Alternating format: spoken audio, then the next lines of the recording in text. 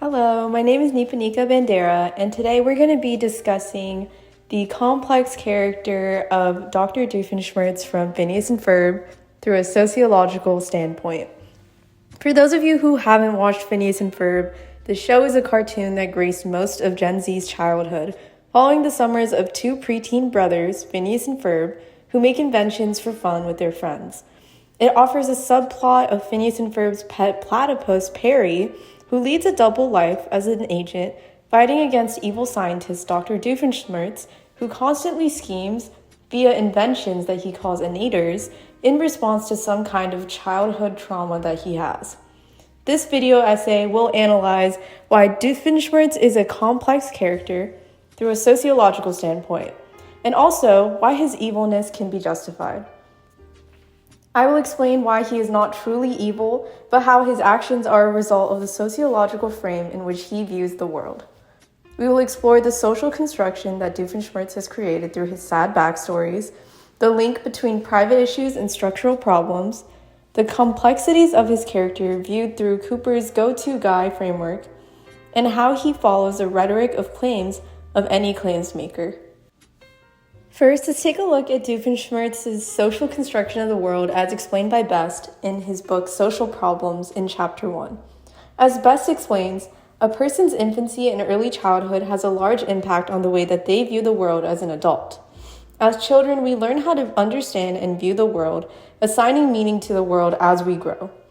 Berger and Luckman in 1966 described this process as social construction. People continue to create a sense of understanding about the world they live in from childhood. Now, Doofenshmirtz has one of the saddest childhoods of any villain that I've ever seen.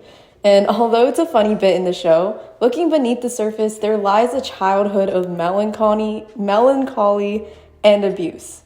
His parents didn't even bother to show up for his birth and never celebrated his birthday with him, frequently absent in his childhood. Eventually, his parents actually left Doofenshmirtz to a pair of ocelots to be raised, saying that the ocelots would do a better job as parents. As such, Doofenshmirtz was completely abandoned, learning to hate the world around him.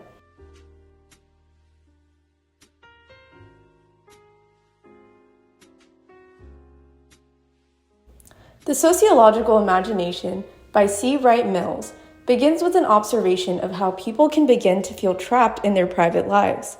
They feel that in their everyday lives, they can't seem to overcome the things that trouble them, and as they become more aware of these troubles, they begin to feel more trapped. People tend not to be aware of the intricate connection between their personal troubles and the structural issues within society as a whole that has caused them. Doofenshmirtz is a key example of this that's pointed out by C. Wright Mills as the link between private issues and the inherent structural problems. Doofenshmirtz grew up poor in Gimelstrup, a town in Druselstein which is located in Europe. Now, Gimelstrup appears to be a really poor, semi-rural area in which most of the residents are living in poverty. Doofenshmirtz's depressing childhood is not just linked to his parents' personal lack of income, but through the lens of poverty as a structural issue. When Doofenshmirtz lived in Gimelstrup with his parents, their beloved lawn gnome was taken from them due to their lack of money. And since in Druselstein culture it was necessary to protect the garden against witches, spells, and wood trolls, his father dressed Doofenshmirtz up as a gnome and forced him to stand watch for hours at a time during the day and the night. And anytime that Doofenshmirtz would try to move or talk, his father would yell at him to stand still and not move. This justifiably traumatized him, and as an adult, he built the Destructinator to attempt to take away any and all of the lawn gnomes in the tri-state area. Doofenshmirtz's parents' preoccupation with their own economic hardship and living in poverty means that they leave Doofenshmirtz isolated, not providing him the nurturing attention that a growing boy would need. This reflects the structural issue of poverty and how economic hardships can cause one's parents to prioritize trying to stay afloat over being nurturing parents. Gimelstrup is characterized as having no playgrounds, no libraries, or any other resources to meet a child's needs. This reflects, once again, the larger structural issues of poverty in which impoverished communities tend to lack the necessary resources that more developed cities tend to have. In this way, Doofenshmirtz has no outlet as a child to play or to occupy himself, feeding more and more into this depressing cycle of neglect. Throughout the show, there is a recurring theme of Doofenshmirtz trying to prove his manliness, an issue that prevails from his childhood. We learn in several flashbacks that Dr. Doofenshmirtz struggled with his masculinity and struggling to fulfill what his parents' standards of being a man were. When he was younger and his mother was expecting a child, she made a bunch of dresses because she was excited. However, Roger ended up being a boy, so Doofenshmirtz was forced to wear the dresses to school, which of course caused absolute shame in Doofenshmirtz.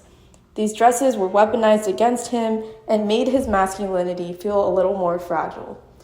As Best explains in Chapter 1 of his book, Social Problems, even something as apparently straightforward as sorting people into males and females is a social process of constructing means. The qualities attributed to male or females vary from one society to another. And as such, Doofenshmirtz being forced to wear a dress every day was not allowing him to express himself as a male in this society. Doofenshmirtz continues to struggle with asserting his dominance, struggling with his conception of masculinity as defined by this society, which has been deemed to be very important from his childhood. There's also a backstory in which Dr. Doofenshmirtz explains that one rite of passage was to dive off the diving board into the Gimmelstump pool, and when he was afraid and he stalled, his father asked him, "Are you a man or schnitzel?"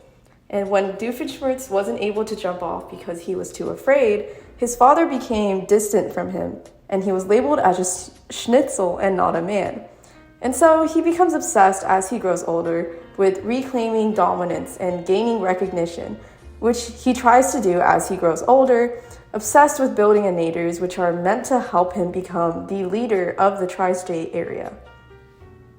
However, Doofenshmirtz is able to put aside the emasculating incidents from his childhood to be a good father to his daughter Vanessa. As Marianne Cooper explains in her article, Being the Go-To Guy, Fatherhood, Masculinity, and the Organization of Work in Silicon Valley, fatherhood in the new economy falls under three categories. Super dads, who invest heavily in their work and their family, usually sacrificing their personal lives and personal care. Traditionals, who place more emphasis on their work than their family, emphasizing domestic division of labor and leaving family life work for their wives. Or transitionals, who leave a lot of family work to their wives, but they have a hard time balancing their work and their family lives, and therefore they rely on their wives to do familial duties. I argue that Doofenshmirtz takes on the role of a super dad, dedicated to his tasks of building innators and getting into duels with Perry the Platypus, while also being a great father to Vanessa. He is likely trying to make up for the childhood that he has never had, making sure that each of her birthdays is an extravagant event, and he is able to be patient and kind with her. Overall, it's clear that although he's supposed to be a villain, Doofenshmirtz is really a good guy deep down, just fighting for attention so that people can hear the truth to his stories and to his life. Much like any claims maker, Doofenshmirtz fights for attention and validation through the creation of his innators. In this way, Doofenshmirtz follows the structure of the rhetoric of claims explained by Best in Chapter 1 of his book, Social Problems. Although his claims tend to sound absurd and have a strange sense of logic, they follow the rhetorical framing that claims makers use in social movements. Three components in the structure of rhetoric claims are grounds, which are statements about the current status of the problem, warrants, which are justifications for taking action, and conclusions, the changes in actions that are recommended. Now, in his grounds, he convinces the audience, who in this case is Perry the Platypus, that the problem exists, usually with a sad story from his childhood. Second, warrants, to persuade the audience, again, Perry the Platypus, that the problem needs direct action. This is usually related to his feelings of suffering and his sad backstory.